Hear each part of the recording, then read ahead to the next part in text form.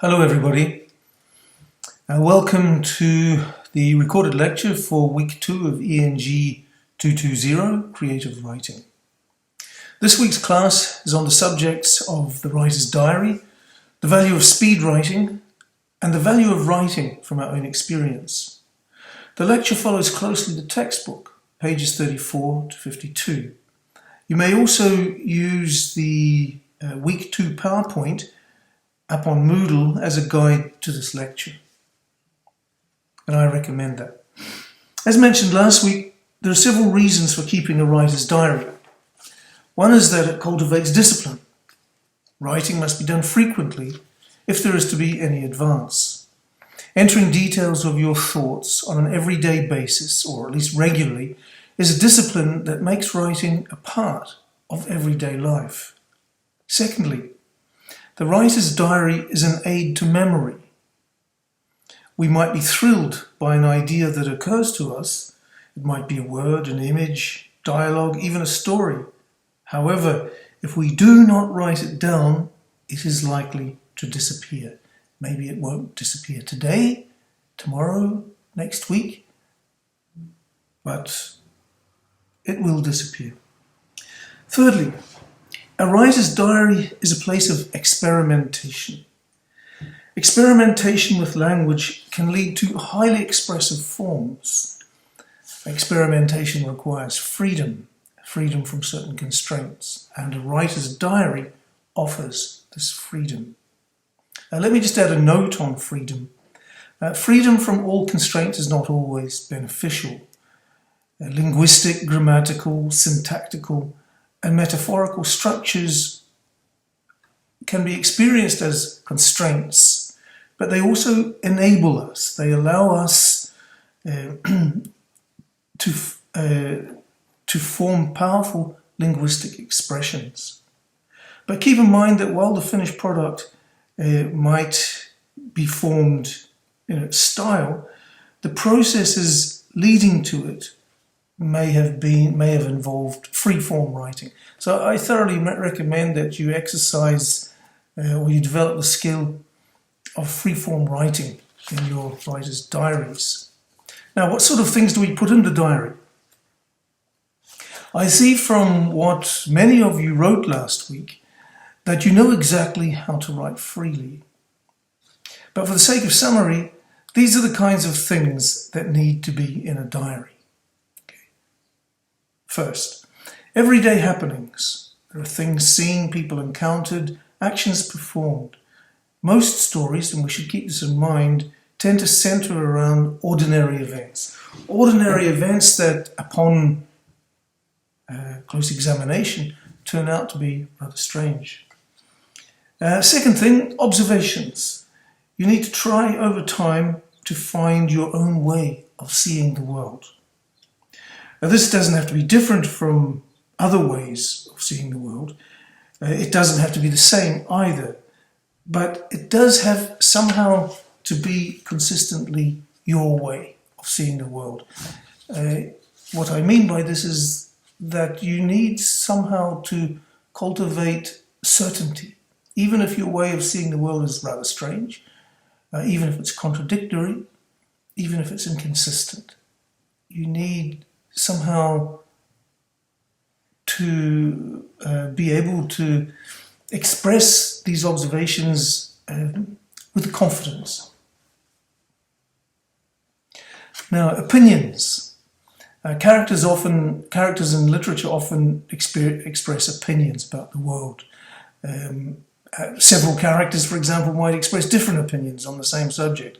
So it's very important that you stock up on a variety of opinions. So recording opinions as they come to you, as you hear them from others, is not a bad idea, especially if you think you're the type of person or the type of writer who prefers to write stories that involve large amounts of dialogue and conversation between characters. Now, thoughts. A diary is a place to extend our thoughts, to develop our thoughts, both logically and metaphorically. You want to keep in mind that thoughts are not simple objects, They're complex entities, and they often involved detailed and sometimes unknowable patterns. You as writers need to start exploring these patterns. So write your thoughts down and then explore your thoughts. Ask yourself how you arrived at this conclusion, how you arrived at this statement. Yeah? But remember, we're not doing logic, so it's not a matter of testing the truth or falsity of your thoughts. Feelings. One of the lessons of literature is that thought and feeling are intimately entwined. Feelings often shape our thoughts, for better or worse, and perhaps too, thought has the power to shape our feelings. Now, ideas, structures, images come to us from many sources. They come from conversation, observation, and also literature. But amongst these, the writer's diary is central. So by keeping a record of ideas and observations and so forth, you're consolidating as you go what will turn out to be a very important resource for you to draw on when you're writing. There are as examples of writers' diaries. I want you to go to page 417 to 423 and read the writer's diary of English writer Somerset Maugham. Okay. He's a writer, I think he began writing about the early part of the 20th century. He's widely known in the English-speaking world. I'm not sure if he's read widely outside the English-speaking world. What he seems to specialize is the observation of manners, of the way human beings behave with each other in society. And he's especially good on recognizing contradictory aspects of human life. Now, so you read these paragraphs and note several things. Note that many of the paragraphs deal with observations from different places. In fact, most of these observations take place in the United States when he was touring there. So he's traveling from city to city, from situation to situation. Note too that the paragraphs represent various kinds of situations, a marriage, killing pigs in the slaughterhouse, as it's called, Italians in America, and so forth, Italian immigrants in America. Now, what many of these paragraphs or these descriptions have in common is a fundamental ambiguity.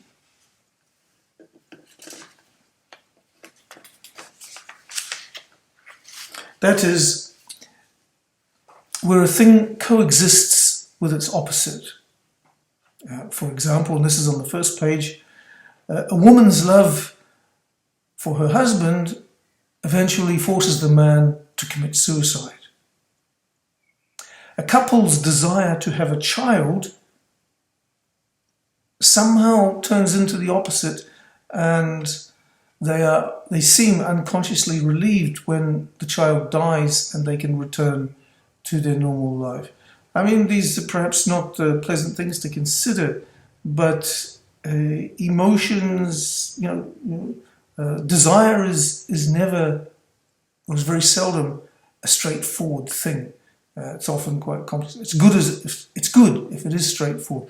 But for you as writers, try to cultivate an interest in the tricky movements of human desire. The bottom of the second page, we're in New York, I think, and it's full of foreigners, full of immigrants.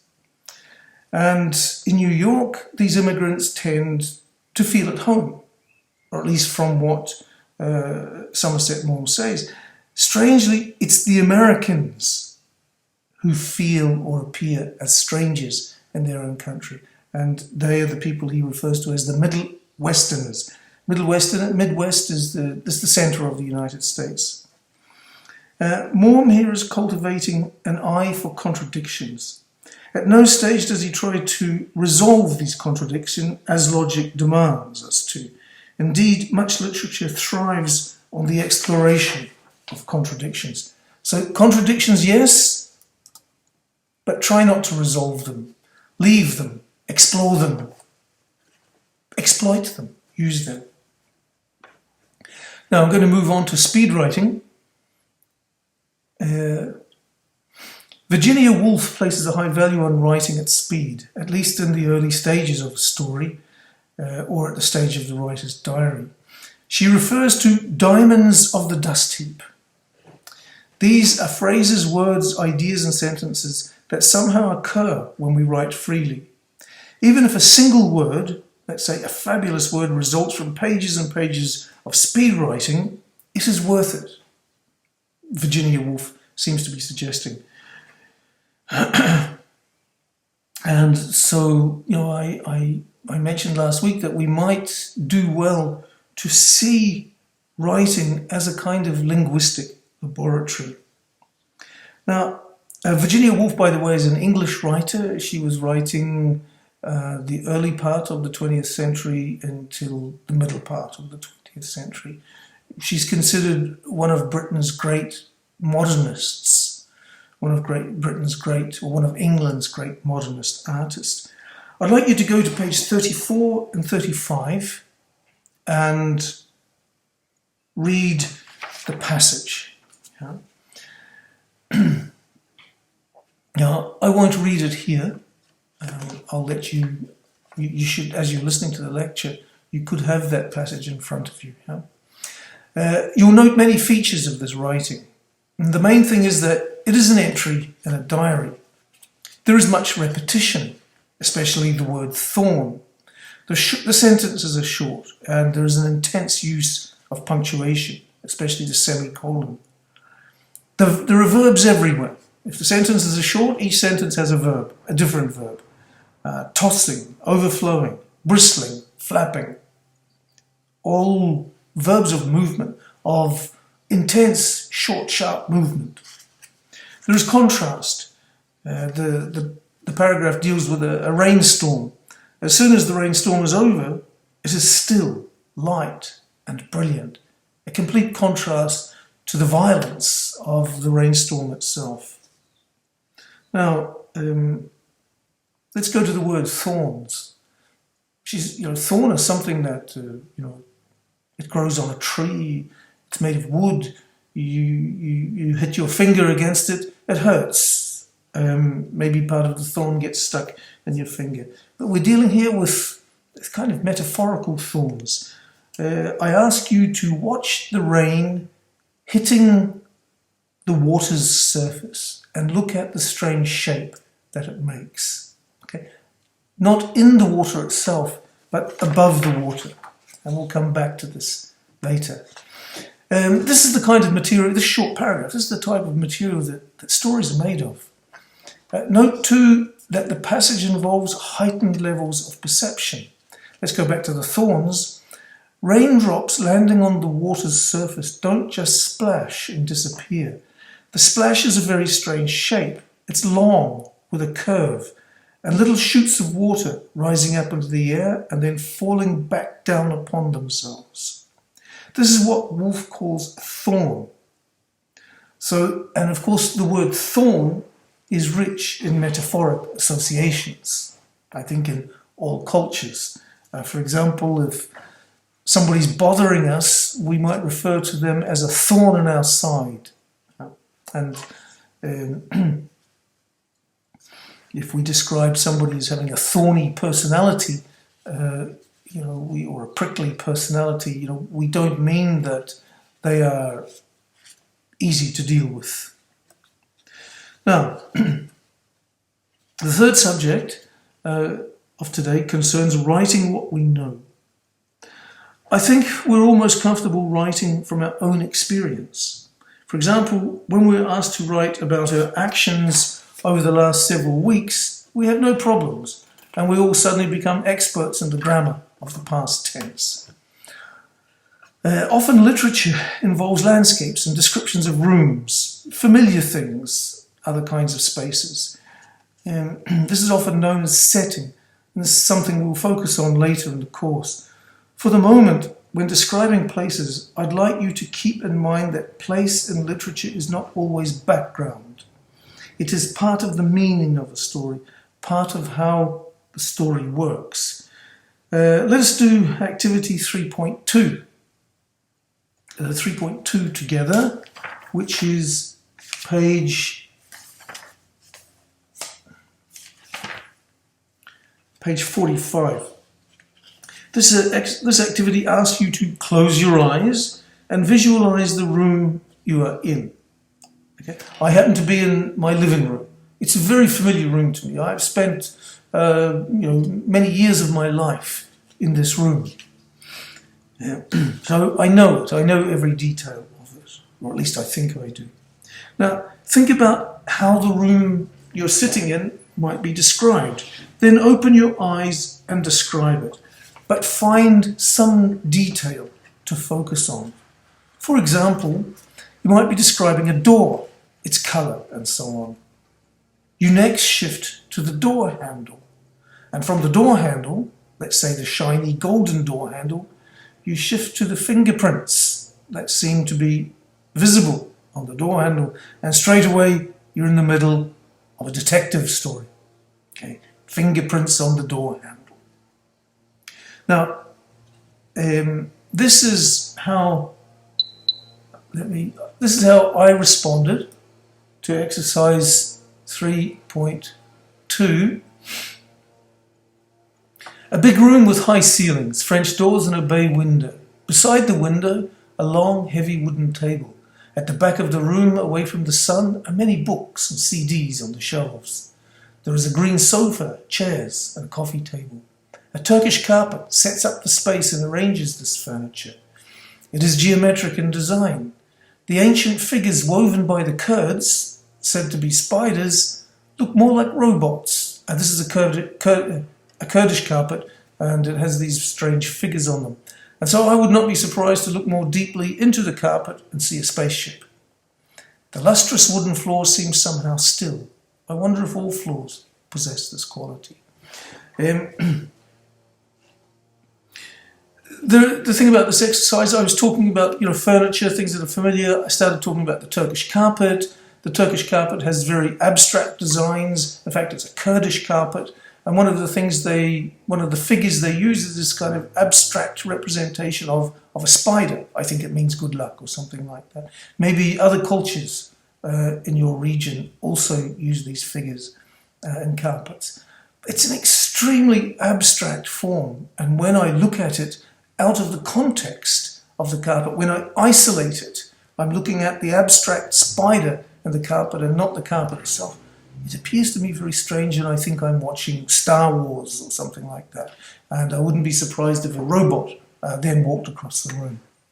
That's one thing.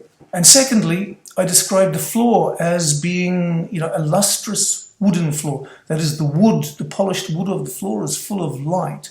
And it seems, of course, it's shiny, it's more or less brown, yellow, whatever colour, however you describe the wood, but it's somehow still. It's somehow silent. So there are two things, and the details, focusing on the details of this room and the description led to two things. One is it led to the silence of the floor. The silence of the floor. Who describes floors as being silent? But there is something there. Yeah? Likewise, a robot figure walking across a Turkish carpet. I mean, Turkish carpets are ancient. Robots don't appear in these carpets. However, in our imaginations, they can. So, start with the familiar, keep writing about it until something different occurs. And what you have as a result is an original idea. Now, I'm going to talk a little bit about the senses. In literature and other art forms, the senses play an important part. Of course, we describe a scene so as to create a sense of place. But like setting, these descriptions are not just background or even ornament or decoration. Rather, they're part of the way the text produces meaning. In order for this to work, two things must occur. So we need to heighten our senses, and we've already touched upon this. The second thing is, and we can do exercises to heighten our senses. Try to do the exercises in this book, but also try to come up with your own exercises. Very often, just as I was saying before when I was talking about the carpet, isolate some factor in your visual field. Isolate it from the rest of the visual field. Isolate the chair from the table. And then describe the chair in depth and see what happens. Maybe nothing happens. The second thing, and this is what I'm getting onto, is that we need to play with the senses. We need to mix the senses, trying to express new sensations. Something, for example, something we're looking at may be purple or green or blue, but it may also be rough or smooth. In that case, we might talk about our eyes touching the purple, green or blue, given that roughness and smoothness belong to the tactile sense, that is the sense of touch. So we can talk about our eyes touching the object that they see. And straight away we open up a new power within that object, within that thing that we can see, that tree, that shoe, that stone, that person. We might even, for example, hear the movement of colour. Picture that. We see colour. We sense movement with our sight. We see a thing going from A to B. We also feel it. We feel movement quite deep within us because our world is a world of movement. But how can you hear movement? How can you hear the movement of colour? I don't know. This is just a thought that I'm suggesting, but what I do know is that in musical theory, they talk a lot about the colour of a sound, the colour of a note. Certain kinds of voices, for example, are described as golden. Black American music from the early 1920s, I suppose through the 1950s, is known as the blues. So a certain, musical expression of melancholy, certain musical expression of justice comes to be associated with the colour blue. Now, sensuous descriptions play a powerful metaphoric role in a text. In this sense, for example, a colour might become removed from its object and take on its own meaning. The colour of a house, for example, might stop being just a decorative effect of the house and serve as something else, evoking emotions of fear, joy, envy, or difference. And there's an exercise. Let's do another exercise, 3.3, activity 3.3. The exercise asks you to identify in your immediate environment sounds, textures, something you touch, odours, that is smells, flavours and objects. I wrote for sound, birds, a door, hearing. Hearing. I noticed when I was paying attention to sounds in my little world here that I could somehow also, in addition to hearing the birds and a door squeaking or blowing in the wind, I could hear myself hearing. Okay. And now maybe a medical doctor may not agree that you can hear yourself hearing, that you're hearing something else. But simple observations can turn into complex philosophical and metaphorical reflections. Textures: smoothness, roughness, depth of wood. The wood, I'm sitting at a wooden table. The wood I'm touching with my hand is smooth. But also somehow I feel that I can sense in the smoothness and in the way wood feels to the hand, some kind of depth. Odours. I smell coffee. I smell paper. But I also smell coldness. It's a cold day here. And my house, our house is very cold. We don't have good central heating. So, and coldness has a smell. Of course, when we go to the mountains and we're in the snow, we know that we can smell that the snow has a smell. But, you might talk about the smell of coldness.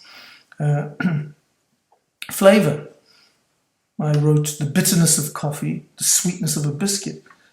But also I wrote the taste of the room I'm sitting in. Can a room have a taste? I don't know, but it's worthwhile exploring. It seemed to me in the split second I wrote that the room I was sitting in did have a taste.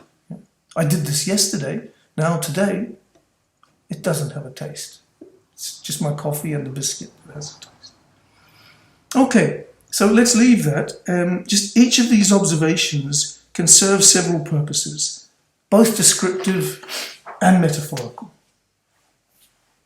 Let's look at the poem written by Seamus Heaney. This is on page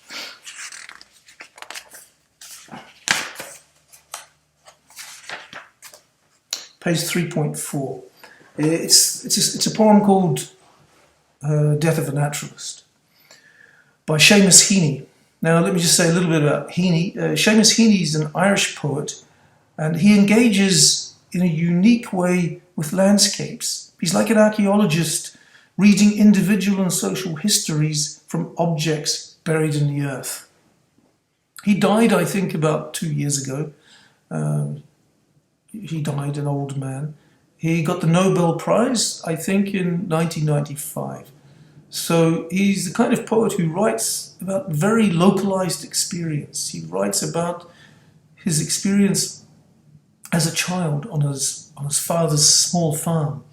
He writes about what hard labor did to the body of his father.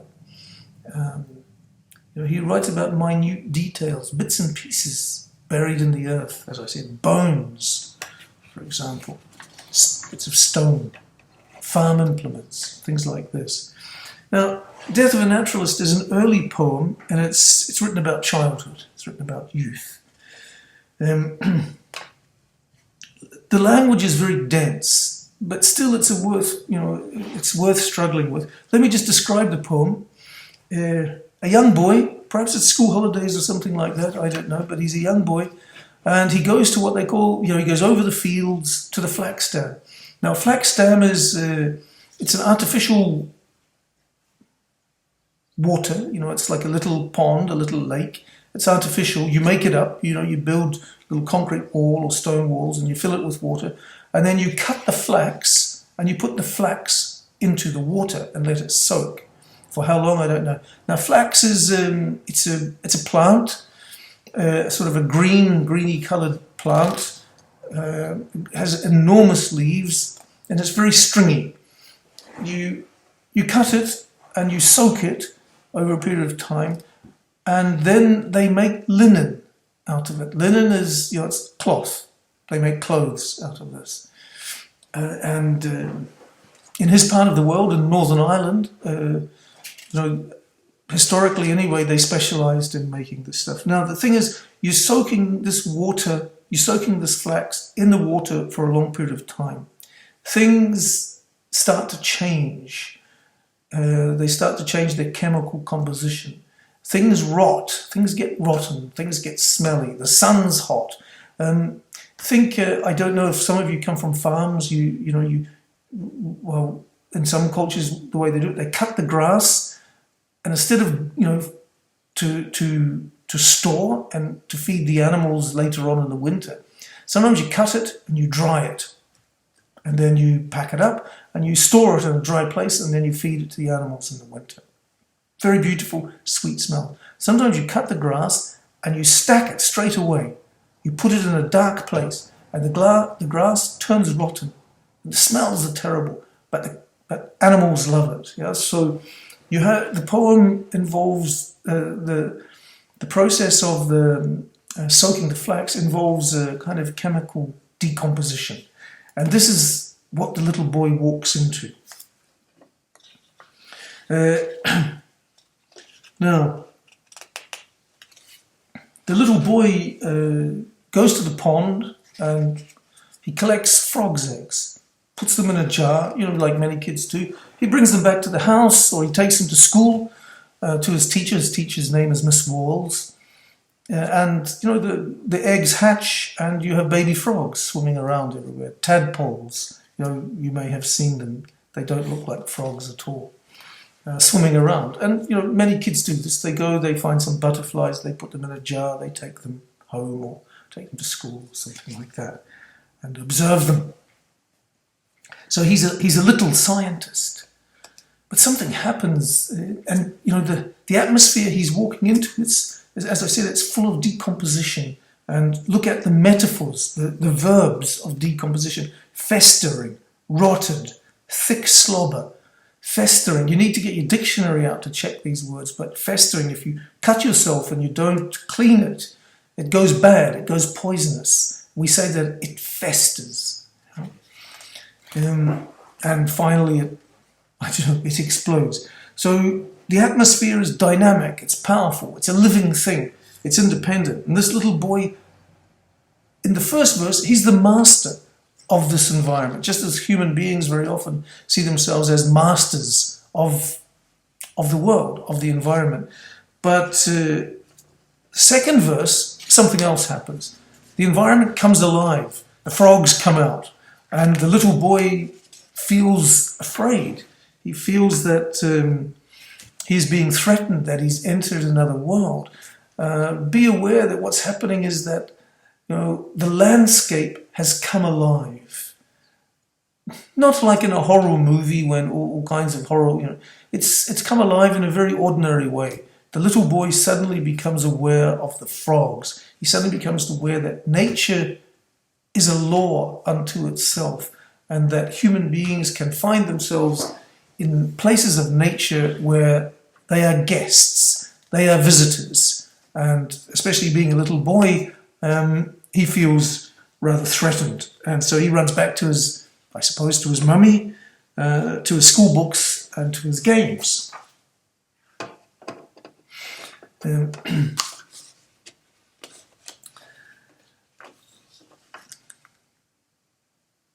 Now, what I want you to do in reading the poem, if you can't understand all the words and you find that using a dictionary is just spoiling or ruining your understanding or any pleasure you might take in this, just read it quickly. Yeah?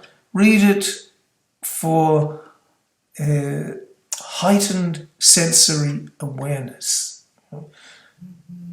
Think about how you might be walking in a grass field and you might just focus on one blade of grass or one rock or one small aspect, and suddenly the whole landscape comes alive. It comes alive in a way that makes it inhospitable for you as a human being, or it may come alive in a way that makes it especially hospitable. Alice in Wonderland, the great 19th century English story. A little girl, Alice, sees a rabbit. She follows the rabbit goes down the hole. She goes down the hole too, and she finds herself in a completely different world. A world where the laws of physics don't apply, where everything's upside down. Okay, now, so what I won't summarize the lecture because I'm up to 33 minutes already. Your homework, this is your analysis, and it's to be presented by Saturday the 5th of November. That's activity 3.4. You've got 5 questions. I want you to answer those questions, each of those questions, in one sentence. Then I want you to join all of your sentences together so that you have a really nice little expressive analysis of that poem. Remember remember 2 things. What we're analysing is the sensory element of the poem. We're not going deep into the meaning.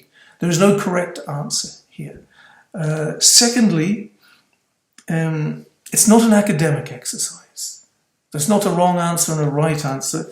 So I want you to feel free. Let your intellect, let your imagination wander when you do this. I see that many of you are able to do that in the first activity, the one you submitted last week. October the 27th, and it was really good. By the way, I'll have them back to you soon. So in the meantime, all the best for the coming week and for these exercises. Thank you very much. Goodbye.